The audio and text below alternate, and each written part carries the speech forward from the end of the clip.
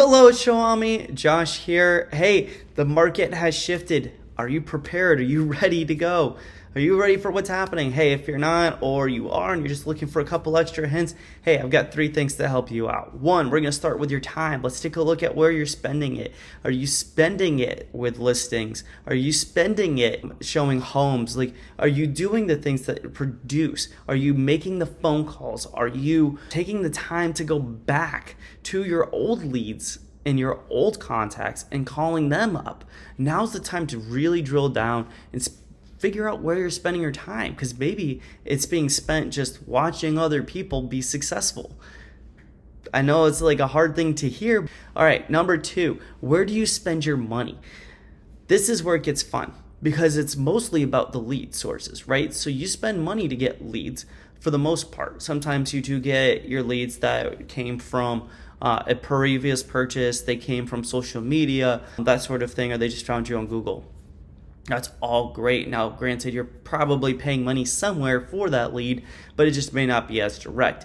Now's the time to take a look and determine exactly where your leads are coming from and how much you're paying for them and who is giving you the best bang for your buck. Now's the time to really drill down and figure that part out. And number 3, we're going to talk about specifically communicating with your leads.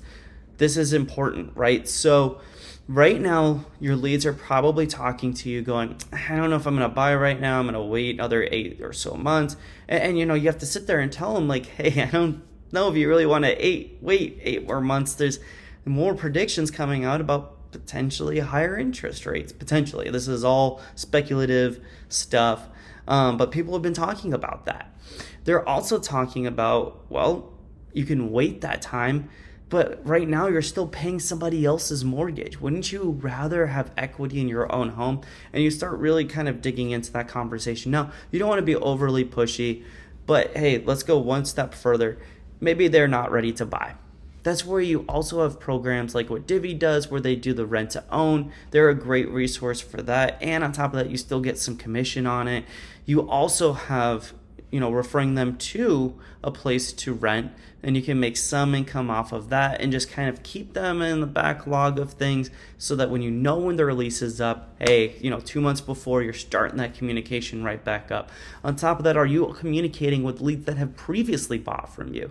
Now's a great time to be digging back in and saying, hey, is my email still reaching those people? Am I still sending them market reports? Let's analyze that. Recap. We got time. 2, we got money. And 3, we were talking about your leads and how you can best nurture them. Hey, if you found this video useful, please let me know in the comments. Or if you didn't and you think there's a way I could improve, please also let me know in the comments. Like and subscribe for more.